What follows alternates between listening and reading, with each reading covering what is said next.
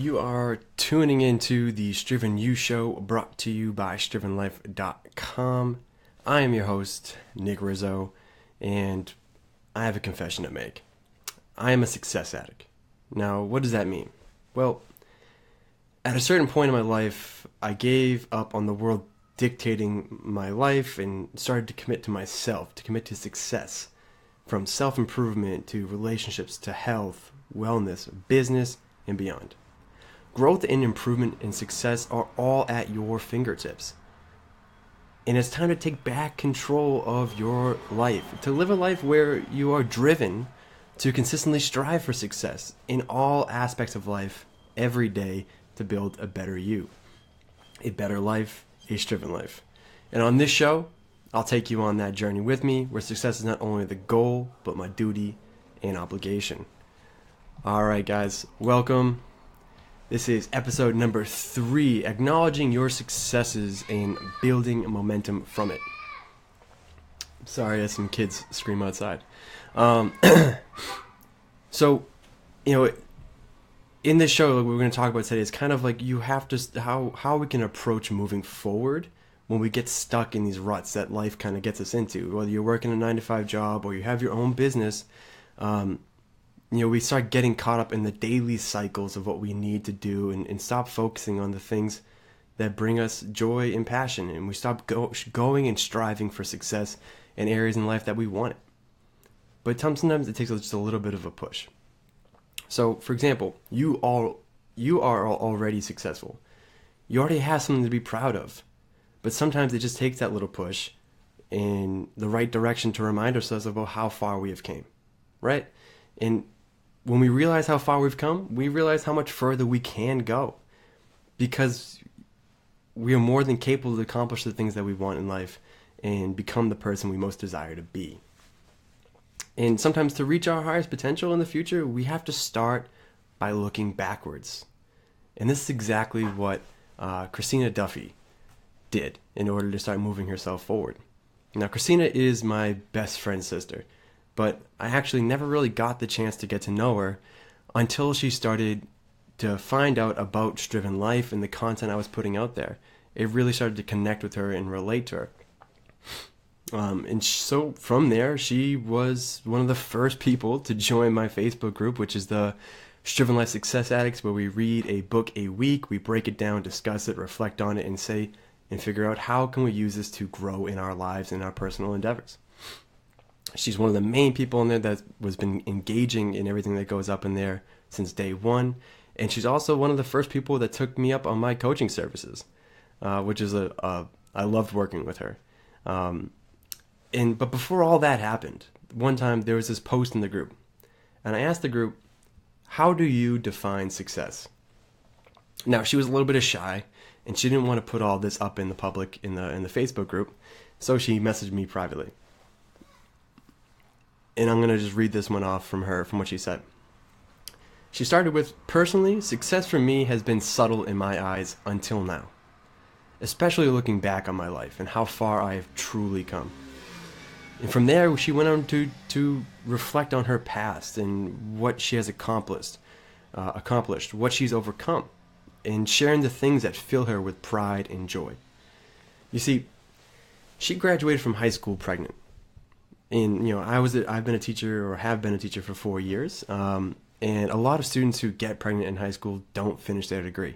It's just extremely difficult to do. But she did that. And so just in accomplishing that in itself is a huge deal.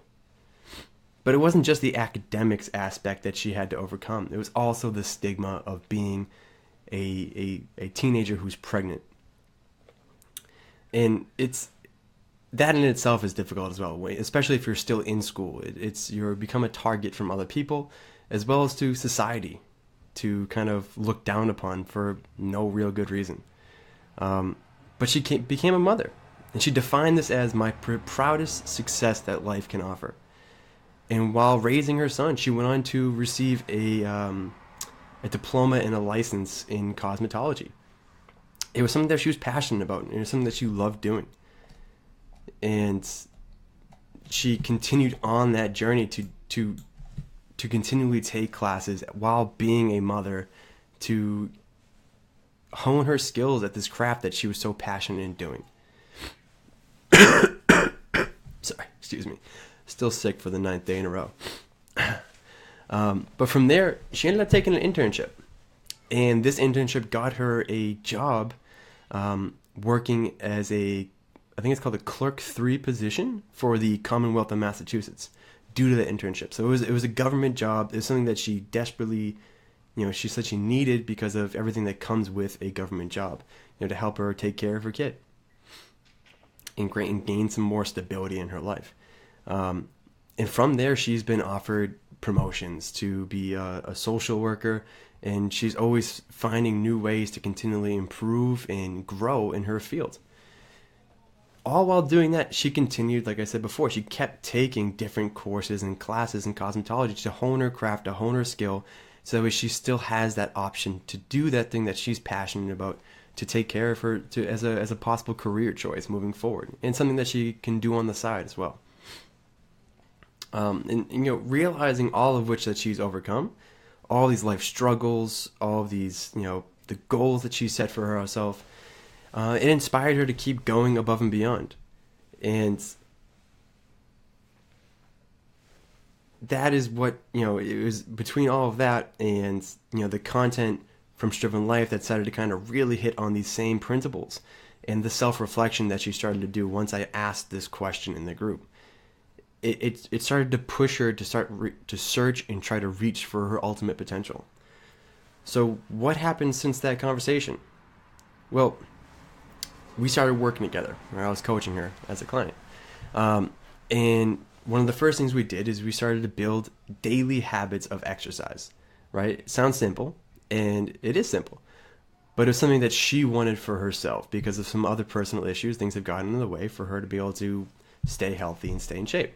And so we started to decided to start with just something simple as taking a 15-minute walk every day after dinner, because studies have shown it increases our metabolic rate, it helps with us losing weight faster, and some other kind of sciencey, nerdy kind of stuff I like to geek out on. And not only that, it was more than just exercise. See, on these walks, she talked to her family and got them to join in too, and subscribe to this. And they left all their phones and stuff at home, and then it was her son, and her fiance every day, getting time as a family, just going out and walking and enjoying each other's company. So not only did she get exercise, she got this nice little added bonus of quality family time, which is so hard to find nowadays, with all the hectic stuff going on, from jobs to, being a parent, which I don't know anything about as of yet, but I know it's tough. So it's hard to find that time. From there, we started to build upon her shopping habits when it came to grocery shopping. Making a system and a process for her when she goes to go shopping.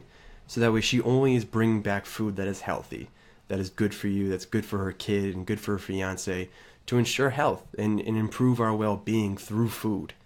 Right? Because, food is one of the major reasons for a lot of chronic issues, especially in America, but also as obesity. After that, we built another habit, which was the daily habit of doing breathing exercises in the morning and in the afternoon in order to reduce her stress levels, to reduce anxiety, to bring about a level of clarity and appreciation and awareness for her day. It allowed her to be more engaged with her day and start to actually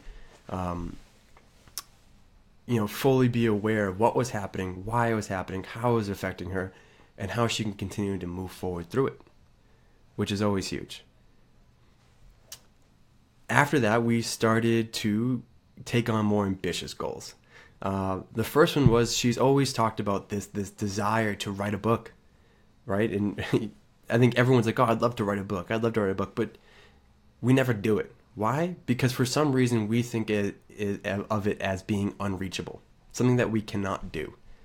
But as soon as we flip that switch and saying, look at everything I've done before, right? I've done all this. I've accomplished all these things. I've accomplished massive things. What is stopping me from accomplishing this other thing that might be pretty big of a task, but what is stopping me? And the answer is nothing, right? So we broke it down.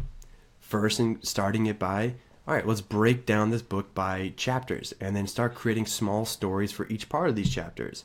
and start publishing each one of these chapters out onto Medium, just to kind of get it out there, to express it to the world, to see your work being put out.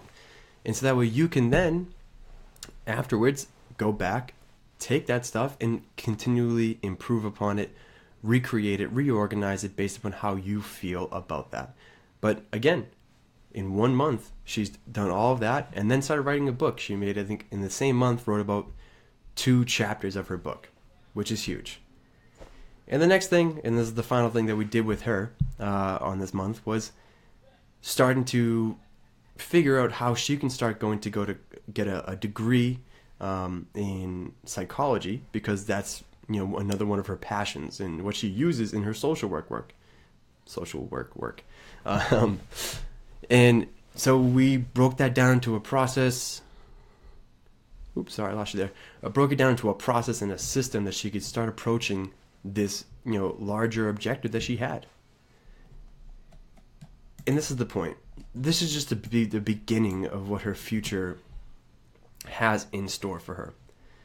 As she stays driven to continuously strive for success in all aspects of life, from building health to building and improving her relationships, to working on being a better parent, to reaching for higher goals personally in her own endeavors, she's building a better life and a better future. And so what can you take from all of this? Well, start off by taking some time to just sit down and reflect on your past, right? This is, you gotta start backwards before we can move forward, right? Especially if you're kind of stuck in a rut. Sit down, take 5, 10, 20 minutes, maybe jot down some notes, and reflect on what are the things you've accomplished. What things have you had to struggle through to overcome? What goals did you set to work towards? And, you know, what is your overall story? Like, who are you? What led you to this point of who you are today? With that, you know, allow what you've done prior to make you realize that you can continuously set goals and reach higher objectives and achieve or work on, you know, whatever it is that you want. So once we've done this first process of reflecting, right, and saying what have we accomplished prior, from there it's then saying, now what do I want to accomplish now? What do I want to set as a goal or an objective or something that I'm passionate about and I want to explore more of in the future? Write it down. You know, break this down. Plan what days and kind of reverse engineer this goal of yours. What are you going to have to do in order to get to it? Write down actions that you could take, either one-off actions that you only have to do once in order to set something up, or a weekly action that you do in order to organize stuff or kind of, you know, brainstorm or whatever it may be.